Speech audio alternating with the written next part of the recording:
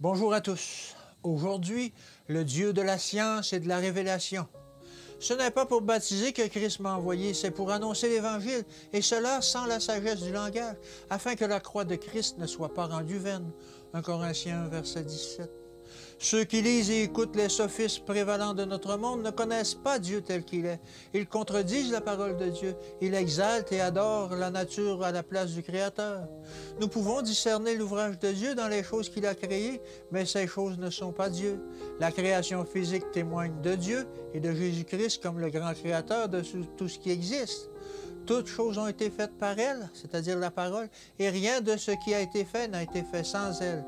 Elle était la vie, et la vie était la lumière des hommes. Jean 1, verset 3-4. Le psalmiste en rend témoignage. Les cieux racontent la gloire de Dieu, et l'étendue manifeste l'œuvre de ses mains.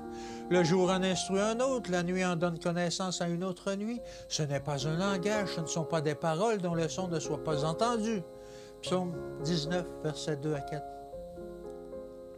Le païen ignorant apprend sa leçon par la nature et par ses propres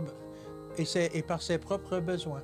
Et mécontent des ténèbres, il tend vers la lumière, cherchant Dieu en la grande cause première. Il a rapporté dans la Genèse différents moyens employés par Dieu pour parler aux païens. Mais le contraste entre la révélation de Dieu dans la Genèse et les idées des païens est frappant. Bien des philosophes païens possèdent une pure connaissance de Dieu, mais la dégénérescence, l'adoration des objets créés, commencèrent à obscurcir cette connaissance. L'ouvrage de Dieu dans le monde actuel, le soleil, la lune et les étoiles, devinrent des objets d'adoration.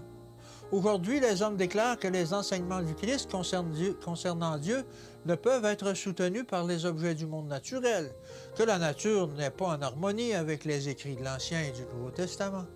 Ce manque d'harmonie supposé entre la nature et la science n'existe pas. La parole de Dieu des cieux n'est pas en harmonie avec la science humaine, mais elle est en parfait accord avec la science créée par Dieu. Ce Dieu vivant est digne de nos pensées, de nos louanges, de notre adoration. En tant que créateur du monde, en tant que créateur de l'homme, nous devons louer Dieu, car nous sommes merveilleusement faits. Notre substance ne lui était pas cachée quand nous fûmes faits en secret. Ses yeux virent notre substance encore imparfaite, et dans son livre, tous nos membres étaient inscrits alors qu'ils n'existaient pas encore. Il souffla dans nos narines le souffle de vie, l'inspiration divine nous a donné l'entendement. Que Dieu vous bénisse et qu'il vous garde, et encore une fois, à demain.